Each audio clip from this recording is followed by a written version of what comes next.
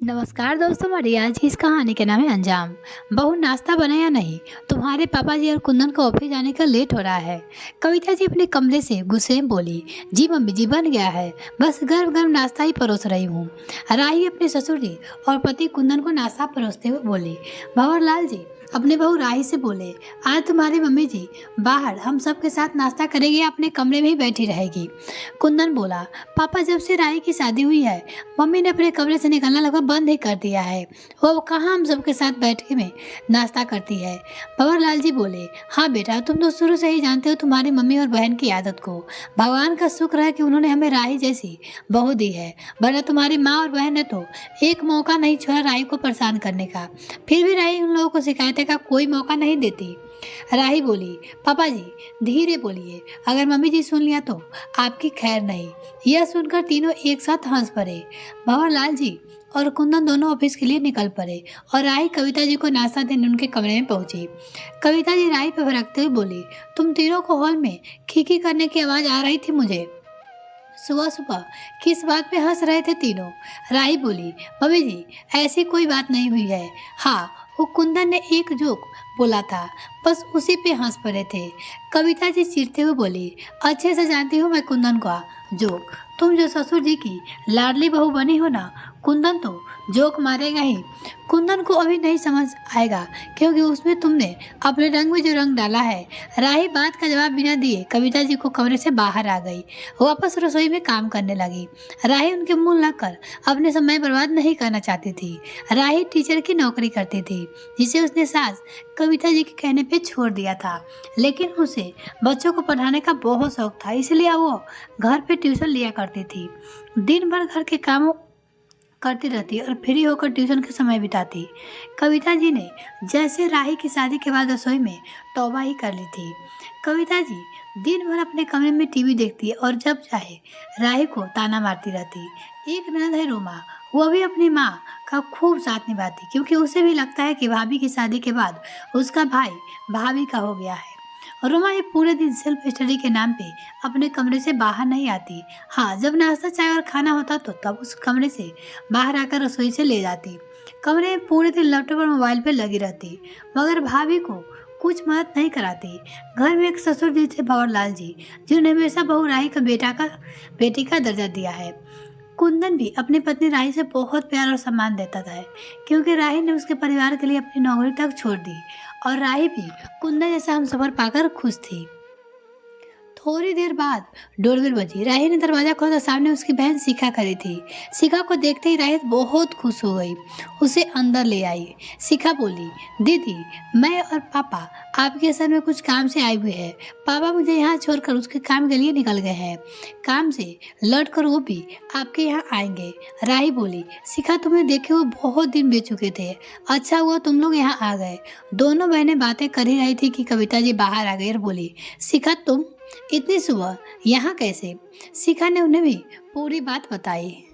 राही रसोई से फटाफट शिखा के लिए चाय बनाकर ले आई। कविता जी मुंह बनाकर वापस अपने कमरे में चली गई। दोनों बहनें बातें कर ही रही थी कि कविता जी कभी कुछ काम से कभी कुछ काम से बाहर आ जा रही थी। राही अपनी सास को अच्छे से जानती थी, वो मन ही मन मुस्कुराने लगी। दोनों बहनें क्या बातें कर रही है यह सुनने के लिए कविता जी बार बार कुछ न कुछ काम जाने का नाटक कर रही थी, वरना कविता जी को अपने कमरे से बाहर आने की फुर्सत ही कहाँ थी। और फिर जब कविता जी से रहा ना गया तो कविता जी वही दोनों बहनों के पास बैठ गई। थोड़ी देर बाद राही की ननद रोमा अपने कमरे से बाहर आई, जो समय से कमरे में थी। शिखा को देखते ही बोली, क्या हुआ शिखा, घर में चाय पत्ती खत्म हो गई या शक्कर जो इतनी सुबह सुबह यहाँ चली आई हो? उसकी ननद बोली। शिखा एक नज़र अपनी बहन राही को देखती लगी, उसे कुछ समझ नहीं आ रहा था। कविता जी हंसते हुए बोली, रोमा को मजाक करने की बहुत आदत है अपनी बेटी के बारे में। रोमा बोली, भाभी ये बहन एक खातिरदारी करेगी, मेरे लिए कुछ बनाया है आपने? वो बोली अपनी भाभी से। राही रसोई से चाय नाश्ता ले आई और बोली, मैं कब से आपका इंतजार कर रही थी, नाश्ता बने काफ़ी समय हो गया। राही अपनी नजर से बोली। रोमा बोली, हाँ हाँ जानती हूँ, मुझे तो पढ़ाई करनी होती है पूरे दिन, कभी मेरे कमरे में ही चाय नाश्ता पहुँचा दिया करो। वो बोली। यह सुनकर राही कुछ नहीं बोली, क्योंकि वो जानती थी रोमा कितनी पढ़ाई करती है। पढ़ाई में नाम पे दिन भर फ्रेंड से चैटिंग करती रहती है, मगर कविता जी अपनी बेटी का इतना ज़्यादा सपोर्ट करती है कि राही कुछ नहीं कहती थी। कविता जी शिखा से बोली, तुम्हारा ड्रेस तो बहुत प्यारा लग रहा है, कहाँ से खरीदा तुमने? शिखा बोली, यह ड्रेस तो कुंदन जीजा जी ने और दीदी ने मुझे राखी पे गिफ्ट किया था। हमारा कोई भाई नहीं है तो हर साल कुंदन जीजा जी को ही राखी बांध देती हूँ। बस यह ड्रेस वही राखी गिफ्ट की है। यह सुनकर रोमा बहुत जलन हुई और कविता जी का चेहरा भी तमतमा उठा। राही अपने सास और ननद के चेहरे को भाप गई। उसे समझ में आ रहा था। रोमा बोली, अब मैं समझी, मेरे भाई का प्यार मेरे प्रति इतना कम कैसे हो गया। उसे दूसरी बहन जो मिल गई। कविता जी ने एक बार फिर से हंसते हुए बात को टाल दिया और बोली, मेरे कुंदन की चॉइस तो वैसे ही लाखों में एक है, तभी तो पहली बार मुझे तुम्हारा ड्रेस इतना अच्छा लगा। शिखा को राही की सास और नंद का बर्ताव कुछ अलग सा लगा, मगर उसे अपनी दीदी से अकेले बात तो नहीं करने को मिल रही थी। रोमा चाय नाश्ता लेकर अपने कमरे में चली गई और कविता जी मंदिर के नाम पे बहू की बुराइयां करने चली गई। दोनों बहनों को अभी अकेले बात करने का समय मिला था कि राही के पापा रमेश जी आ गए, मगर राही की सासू माँ तो राही के पिता के आने से पहले ही घर से जा चुकी थी।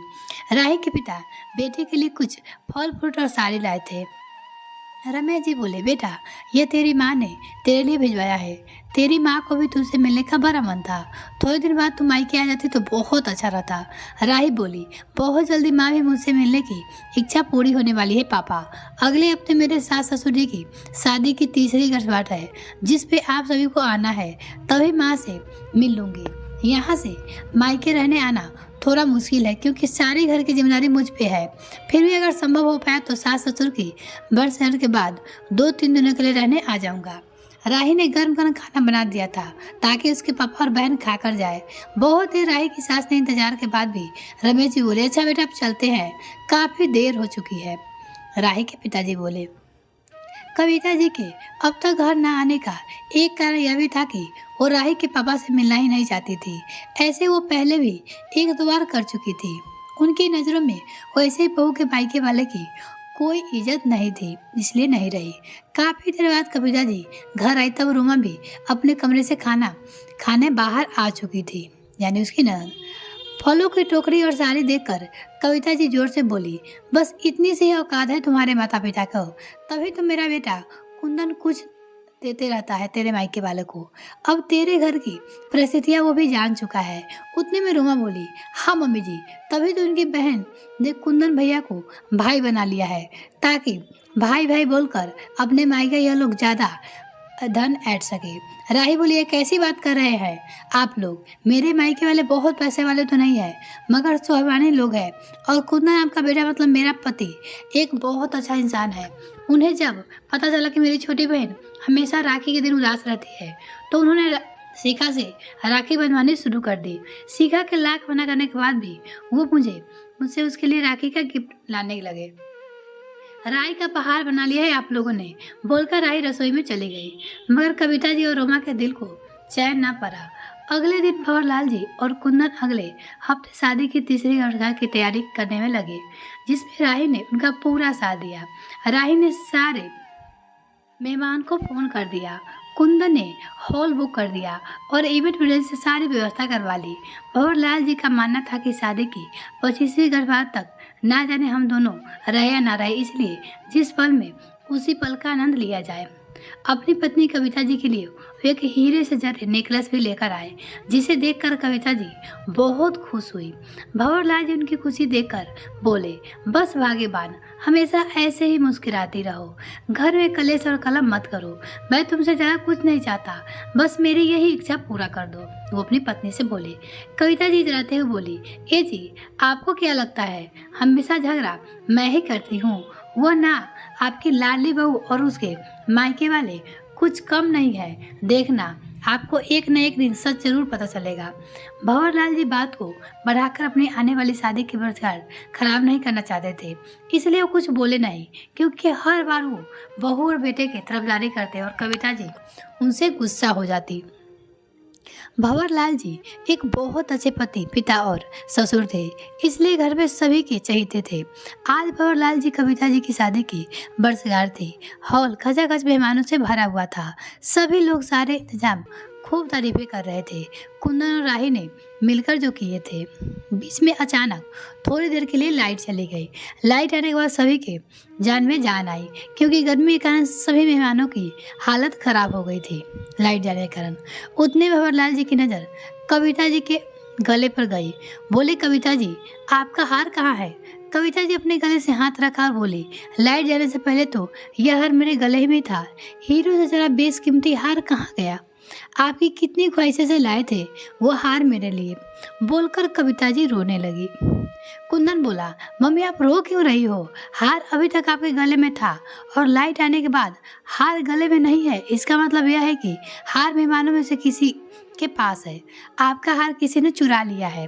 कुंदन एक अनाउंसमेंट करते हुए बोला, माफ करिएगा, मगर मेरी माँ का हार यहाँ उपस्थित लोगों में से किसी ने चुरा लिया है, इसलिए मुझे वेटर द्वारा सबके बैग्स और जेब की तलाशी लेनी पड़ेगी। कृपया आप लोग इस अन्यथा ना ले और सहानुभूति दिखाए।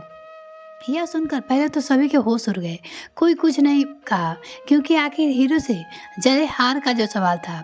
सभी के बैग की तलाशी हुई और हार राही की बहन शिखा के बैग से बरामद हुआ। शिखा खुद हार देखकर हैरान होते हुए बोली, जीजा जी, मुझे नहीं पता यह हार मेरे बैग में कैसे आया। मैं चोरी क्यों करूँगी? उतने में कुंदन की बहन रोमा आकर बोली, देखा भैया, मुंह बोली बहन तो आखिर मुंह बोली ही होती है। यह तो यही बात हुई, बगल में छुरी और मुंह में राम राम। राही भाभी के मायके वाले को समझते बहुत बड़ी भूल हो गई आपसे भैया। राही बोली, नहीं कुंदन, शिखा कभी चोरी नहीं कर सकती, उसे किसी ने फंसाया है। आप तो शिखा को जानते ही है। कुंदन को जैसे झटका ही लग गया था। वो कुछ बोलने या सोचने की स्थिति में नहीं था। उतने में एक ख्याल आया कि वो इवेंट मैनेजर में जाकर बोला, मुझे लाइट आने के बाद की सारी सीसीटीवी फुटेज अभी अभी दिखाइए। इवेंट मैनेजर तुरंत सारी सीसीटीवी फोटो खोलकर दिखाया कुंदन को दिखाई, जिसमें कुंदन ने देखा कि उसकी बहन रोमा हीरे से जरा हार शिखा के बैग में डाल रही है। शिखा उस समय किसी से बात कर रही थी, जिस वजह से उसे पता ही नहीं चला कि रोमा ने कितनी होशियारी से वो हार शिखा के बैग में डाल दिया। कुंदन बोला, रोमा, मुझे तुमसे ये उम्मीद नहीं थी। वो अपनी बहन से बोलता है, शिखा को तो मेरी नज़र में गिराने के लिए तुमने इतनी बड़ी साजिश रची, एक पल उसकी इज्जत के बारे में ही नहीं सोचा और इतने सारे मेहमानों के बीच यह कारनामा किया।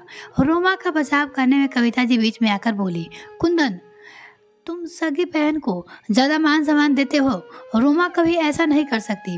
कुंदन बोला, मम्मी, मैंने आपको और रोमा को हमेशा मान सम्मान दिया है, यहाँ तक कि आप लोग राही के साथ कैसा सलूक करते हैं यह जानते हुए मैं हमेशा इसी उम्मीद में रहा हूँ कि एक दिन राही अपने स्वभाव के साथ आप सभी को अपना बना ही लेगी। मगर आप लोगों तो इतने गिर गए कि राही की धजिया उड़ाते उड़ाते उसके मायके वाले की इज्जत की धजिया तक उड़ाने की कोई कसर नहीं छोड़ी आप लोगों ने। कविता जी और रोमा अपने किए पे शर्मिंदा थे। भंवरलाल जी अब तक यही सोचते आ रहे थे कि एक दिन उनकी बीवी और बेटी सुधर जाएंगे, मगर आज उन दोनों की इस हरकत से उन्हें सभी के सामने शर्मिंदा कर दिया था। वही दूसरी ओर राही को अपने पति कुंदन पे गर्व महसूस हो रहा था, क्योंकि आज कुंदन ने यदि असलियत का पता ना लगाया होता तो राही और उसके मायके वाले कहीं मुंह दिखाने के काबिल नहीं रहते और सुखा उसकी जिंदगी में तो चोर जैसा दाग लग जाता। राही ऐसा हम सफल पाकर अपने आप को खुश नसीब मान रही थी। कविता जी और रोमा ने अपने किए पे सबसे माफ़ी मांग ली, मगर उनका यह काम माफ़ी के लायक तो नहीं था। दोस्तों, ईर्ष्या इंसान को कभी कभी इतना गिरा देती है कि उसे अच्छे बुरे में फर्क नहीं समझ आता। इसलिए कभी भी ईर्ष्या ना करे। ईर्ष्या जलन का सबका अंजाम एक ना एक दिन बुरा ही होता है। ये कहानी आपको कैसी लगी मुझे कमेंट सेक्शन में लिखना ना भूले। वीडियो को देखने के लिए बहुत बहुत धन्यवाद। अगर आपने अभी तक चैनल को सब्सक्राइब नहीं किया तो प्लीज़ सब्सक्राइब कीजिए, साथ में बेल आइकन पर ताकि मेरे और वीडियो का नोटिफिकेशन सबसे पहले आपको मिल सके।